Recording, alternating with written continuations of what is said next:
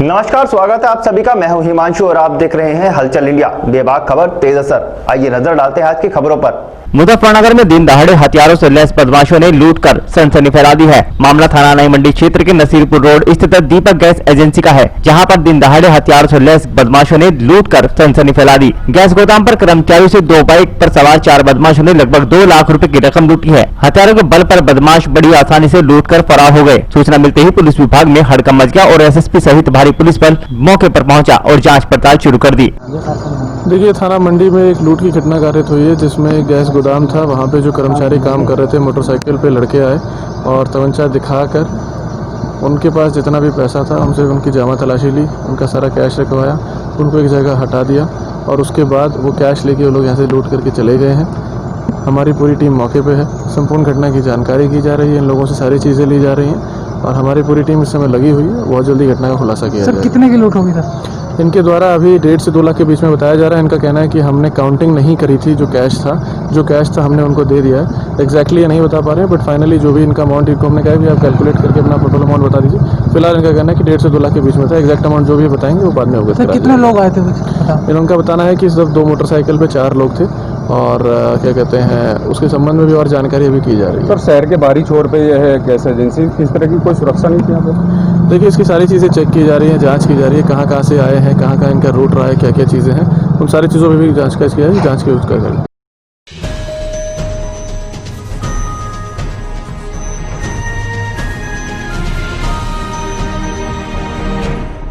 मुजफ्फरनगर जनपद के थाना चरथावल क्षेत्र के गांव बिरालसी में विद्युत खंभे पर चढ़कर पेंट कर रहे एक व्यक्ति की करंट लगने से मौत हो गई। सूचना मिलने पर मौके पर पहुंची पुलिस ने परिजनों को सूचना दी। सूचना मिलने पर मौके पर पहुंचे परिजनों और भारतीय किसान यूनियन के नेता विकास शर्मा और जिला अध्यक्ष धीरज लाटा ने मुआवजे व आला अधिकारी को बुलाने की मांग की। मौके पर पहुंचे एसडीएम सदर दीपक कुमार व सीओ सदर कुलदीप कुमार और एसडीओ ने करीब 5 लाख के मुआवजे का आश्वासन देकर ग्रामीणों को शांत कराते हुए शव को पोस्टमार्टम के लिए भिजवा दिया। दरअसल मामला मुजफ्फरनगर जनपद के थाना चरथावल क्षेत्र के गाँव बिरालसी का है, जहाँ बिजली के खंभे पर चढ़कर पेंट का कार्य कर रहे तितावी थाना क्षेत्र के गांव धोलवा निवासी रवि पुत्र ओमपाल की 11,000 की लाइन की चपेट में आने से मौके पर ही दर्दनाक मौत हो गई। भाकियू नेता विकास शर्मा ने बताया कि 3 व्यक्ति सुबह से ही बिजली के खंभों पर पेंट करने का कार्य कर रहे थे। बताया जा रहा है कि अरविंद भारती नामक ठेकेदार ने एक ही लाइन का शटडाउन लिया था, जबकि ठेकेदार को मालूम था कि एक ही पोल पर 2 लाइनें जा रही हैं। इसके बावजूद दूसरी लाइन का ठेकेदार ने शटडाउन नहीं लिया। इसी कारण 11,000 की लाइन की चपेट में आने से रवि की मौके पर ही दर्दनाक मौत हो गई। सूचना मिलते ही थाना अध्यक्ष सुबह सिंह भारी पुलिस फोर्स के साथ तुरंत मौके पर पहुंचे और परिजनों को सूचना दी। सूचना मिलने पर भाकियू नेता विकास शर्मा व जिला अध्यक्ष धीरज लाटियान मौके पर पहुंचे,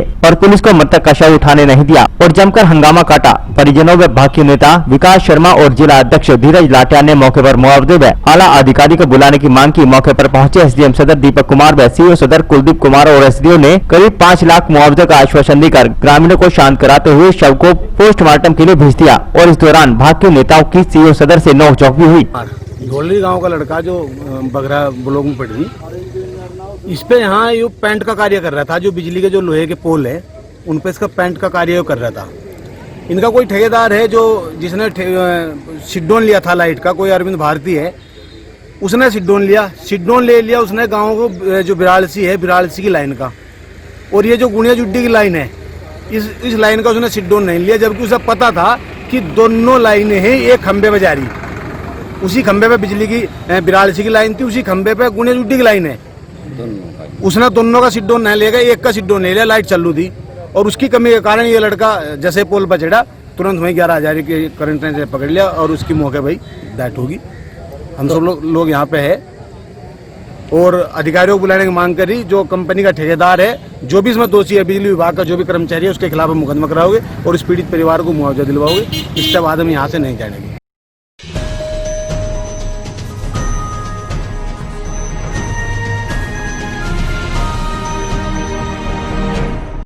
बिजली का ट्रांसफार्मर फटने से 5 लोग बुरी तरह झुलस गए। घटना के पीछे बिजली विभाग की बड़ी लापरवाही बताई जा रही है। दरअसल पूरा मामला सहारनपुर के थाना जनकपुरी क्षेत्र का है, जहां सहारनपुर जिला अस्पताल के बाहर रखा ट्रांसफार्मर अचानक से फट गया और ट्रांसफार्मर के खोलते हुए तेल का फव्वारा निकल पड़ा। खोलते तेल के इस फव्वारे की चपेट में सड़क पर पास से गुजर रहे कई लोग इसकी चपेट में आकर झुलस गए। वहीं पास में गैस पाइपलाइन बिछाने का काम चल रहा था, जहाँ काम कर रहे 3 लोग भी बुरी तरह झुलसे हैं। वहीं पास से गुजर रहे 2 लोगों के ऊपर भी ट्रांसफार्मर का खोलता हुआ तेल गिर गिर गया। सभी झूलते हुए लोगों को जिला चिकित्सालय के बर्न वार्ड में भर्ती कराया गया, जहाँ 3 लोगों की हालत गंभीर देखते हुए हर सेंटर रेफर कर दिया गया है। अन्य दोनों घायलों का जिला चिकित्सालय के बर्न वार्ड में इलाज चल रहा है। घटना की सूचना मिलते ही अग्निशमन विभाग की दमकल गाड़ियां मौके पर पहुंची और बमुश्किल आग पर काबू पाया। ट्रांसफार्मर में आग लगने के कारण आसपास खड़ी गाड़ियों में भी आग लग गई, जिस कारण आग का दृश्य और भी भयावह हो गया। वहीं स्थानीय लोगों ने कैमरे के सामने न आने के शर्त पर बताया कि सहारनपुर का बिजली विभाग आज के समय में सबसे भ्रष्ट और लापरवाह है। जब से बिजली विभाग का निजीकरण हुआ है, तब से तो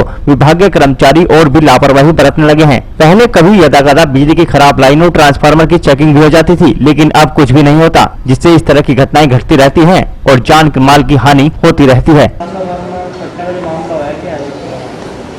हमारे अस्पताल के चौक के पास एक ट्रांसफार्मर रखा हुआ है। वहाँ पे शॉर्ट सर्किट होने की वजह से ट्रांसफार्मर फटने से 5 बंदे झुलसे हैं, जिनमें से 5 को हमारे यहाँ पे एडमिट करके इलाज दिया गया है।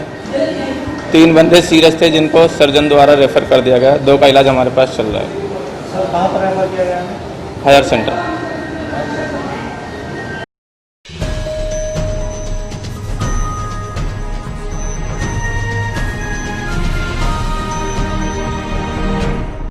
बागपत पुलिस के हाथ एक बड़ी कामयाबी लगी है। पुलिस ने चेकिंग के दौरान नशीले पदार्थ की तस्करी करने वाले 3 अंतर्राज्यीय तस्करों को गिरफ्तार किया है, जिनके कब्जे से लाखों रुपए की कीमत का गांजा बरामद किया गया है, जिसका खुलासा पुलिस क्षेत्राधिकारी ने प्रेस वार्ता के दौरान किया। दरअसल मामला बागपत कोतवाली का है, जहां प्रेस वार्ता के दौरान खुलासा करते हुए पुलिस क्षेत्राधिकारी ओमपाल सिंह ने जानकारी देते हुए बताया कि जनपद में नशीले पदार्थ की तस्करी करने वालों के विरुद्ध अभियान चलाया हुआ है। बीते कल बागपत कोतवाली पुलिस को सूचना मिली कि कुछ लोग नशीला पदार्थ लेकर जा रहे हैं, जिसके बाद पुलिस ने चेकिंग शुरू कर दी। दिल्ली सहारनपुर हाईवे स्थित मवीकला के निकट पुलिस ने एक कार को रोका, जिसमें 3 अंतर्राज्यीय तस्कर गिरोह के सदस्य थे। तलाशी के बाद लगभग 7 लाख की कीमत का गांजा उनके पास से बरामद किया गया। पकड़े गए तीनों तस्करों ने पूछताछ के दौरान बताया कि वह किसी व्यक्ति को यह गांजा देने वाले थे। पकड़े गए तस्करों के विरुद्ध पुलिस ने कार्रवाई की जा रही है।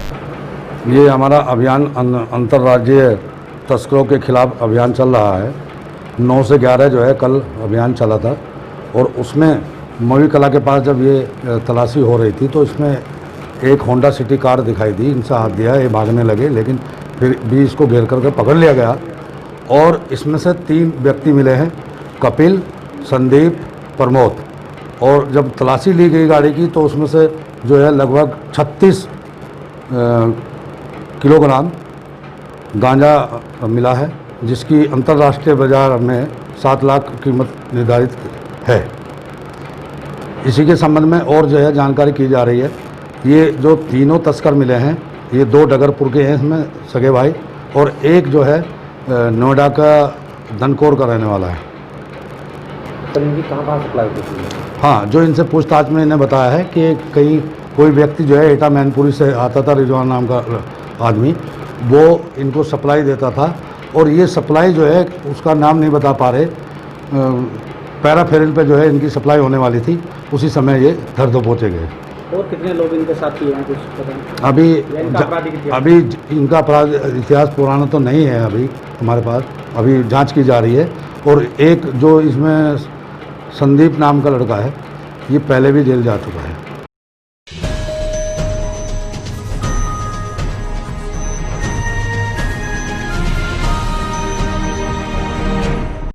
शामली में भारतीय किसान यूनियन ने धरना प्रदर्शन किया। देश में बढ़ती पेट्रोल डीजल के दामों के विरोध में प्रदर्शन किया गया। बढ़ते दामों को वापस ले जाने की मांग करते हुए उन्होंने धरना प्रदर्शन किया और ज्ञापन सौंपा। इस दौरान दर्जनों की संख्या में भारतीय किसान यूनियन के कार्यकर्ताओं ने तहसील पर धरना प्रदर्शन किया। कार्यकर्ताओं ने एसडीएम शामली को ज्ञापन सौंपा। भाई किसानों का उत्पीड़न हो रहा, वसूली हो रही पुलिस की, पुलिस खुलेआम वसूली कर रही। इन्हें ऐसा बहाना पा रहा कि कोविड वाला भाई इसमें किसान कुछ करने का नहीं। अच्छा, गन्ने का हमारा भुगतान नहीं हो रहा, बिजली की दरें थी वहाँ बढ़ी हुई हैं, यहाँ और बढ़ाना चाह रहे। मांगते हैं हमारा पेमेंट हो जा, और जो ये डीजल के बढ़े हैं रेट ये कम हो जा, बिजली के बिल है वह कम हो जा। ये उत्पीड़न ज़्यादा कर दिया। ये किसान जो है संघर्ष करने की स्थिति में है। संघर्ष करेंगे, आंदोलन करेंगे पूरा, जितना भी होगा। आज भारतीय किसान यूनियन का पूरे देश की सभी तहसीलों पर धरना है। जो सरकार ने डीजल में बेतहाशा वृद्धि कर दी, किसानों का कोविड के नाम पे, जो चलान के नाम पे पुलिस उत्पीड़न कर रही बुरी तरह से, उसका विरोध है। हमारा बिजली का, जो बिजली के बिलों का इतनी बड़ी बढ़ा दिए और किसान को लूट हो रही, उसका विरोध है। किसान का आज 6 महीने हो गए, हमारे जिलों में गन्ने का बिल्कुल भुगतान नहीं हो रहा। किसानों की बिजली के नाम पर आरसी काटी जा रही, किसान को परेशान करा जा रहा, इसका विरोध है। किसान को जो सम्मान निधि के नाम पर प्रधानमंत्री द्वारा 6,000 रुपये दिए जा रहे, 50% किसान के में नहीं आए, इसका विरोध है। और सारे प्रशासन से हमारा निवेदन है कि जब तक किसान का पूर्ण गन्ना भुगतान न कर दिया जा, किसान से वसूली के नाम पे कोई भी कार्रवाई ना हो। अगर किसी भी किसान की आरसी काट के उनके साथ ज्यादती करने का काम किया तो किसान यूनियन सड़कों पर उतर कर उसका विरोध करेगी। इसे लेकर हमने आज ज्ञापन दिया मुख्यमंत्री जी के नाम एडीएम साहब को। ये हमारा आज का प्रदर्शन था।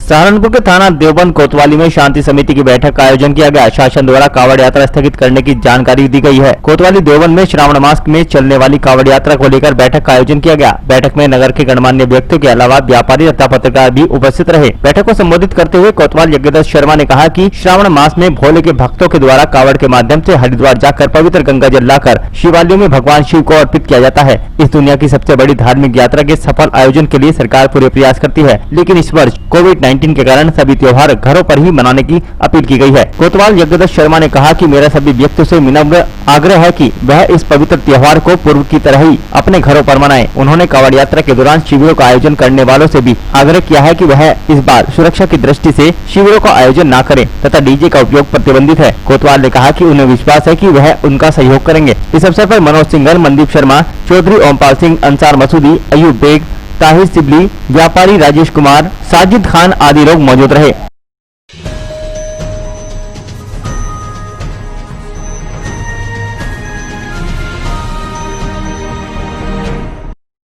आज के बुलेटिन में इतना ही। कल फिर होंगे हाजिर कुछ नई और ताजा खबरों के साथ। देखते रहिए हलचल इंडिया, बेबाक खबर तेज असर।